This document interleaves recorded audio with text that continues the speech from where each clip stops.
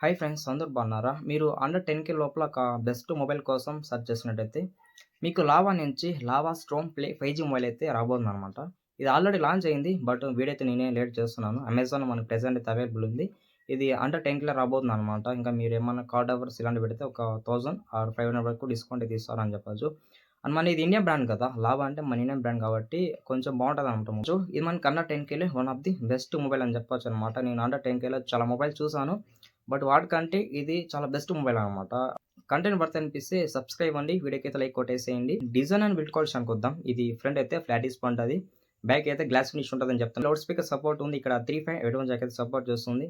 అలాగే side mirror finger print support ఉందనమాట. Durability విషయానికి వచ్చినట్టయితే ఇది IP64 వాటర్ రైటింగ్ సపోర్ట్ ఉందనమాట.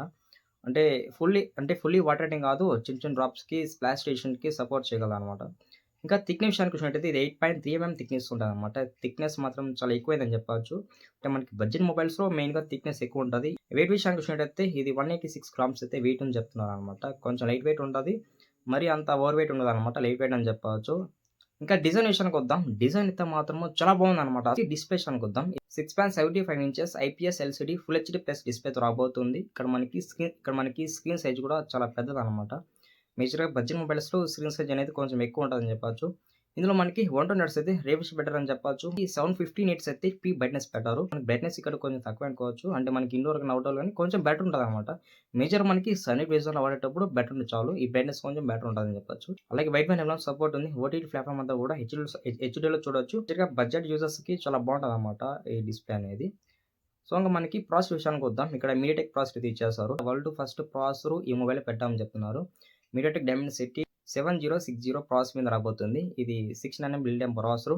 LPDDR5తో రాబోతుంది. అలాగే యూఎఫ్ఎస్ 3.1 మీద రాబోతుంది. ఇక్కడ మనకి ర్యామ్ స్టోరేజ్ ట్యాబ్ కూడా చూడొచ్చు ఇక్కడ. చాలా అడ్వాన్స్‌గా ఉందనమాట. మేజర్‌గా మనకి బడ్జెట్ మొబైల్స్‌లో ఇలాంటి ర్యామ్ స్టోరేజ్ టైప్ చూడము. చాలా బెస్ట్ ప్రాసెసర్ అని చెప్పొచ్చనమాట. మనకి ఒక రకంగా మంచి మంచి గేమ్స్ అయితే బెటర్‌గా హ్యాండిల్ చేయగలదు. సాఫ్ట్‌వేర్ విషయానికొద్దాం. ఇది ఆండ్రాయిడ్ 15 రాబోతుందనమాట. అవుట్ ఆఫ్ ది బాక్స్ వచ్చేది ఆండ్రాయిడ్ 15 బట్ మనకి అప్‌డేట్ చేసి ఆండ్రాయిడ్ 16కి అయితే షిఫ్ట్ అవుతదని చెప్పొచ్చు. మనకి 6+128 జీబీ వేరియంట్‌తో రాబోతుందనమాట. ఈ వేరియంట్ కూడా సరిపోతదనమాట. మీడియం యూజర్స్‌కి వాళ్ళకి సరిపోతది ఈ వేరియంట్ అనేది. ఇంకా మనకి కెమెరా విషయానికొద్దాం. ఇది డ్యూయల్ క్యామ్ సెటప్ ఉంది. అలాగే ఫ్లాష్ ఉందనమాట. కెమెరా డిజైన్ మాత్రం అయితే వేరే లెవెల్ అని చెప్పొచ్చు. ఇంతవరకు నేను లావోలో ఎక్కడ కూడా చూడలేదు. కెమెరా డిజైన్ చాలా బాగుంది. మనకి ఇక్కడ మెయిన్ కెమెరా చూసినట్టయితే 50 ఎంపీ ఇచ్చారనమాట. సోనీ IMX 752 సెన్సార్ అయితే ఇచ్చేస్తారనమాట. మనకి రేర్ క్యామ్ యూజ్ చేసుకొని 144 0pలో వీడియో రికార్డ్ చేసుకోవచ్చు. చాలా బాగుంటది వీడియో క్వాలిటీ కూడా. సెకండరీ కెమెరా విషయానికి చూసినట్టయితే మనకి ఇక్కడ 2 ఎంబీ పెట్టారు.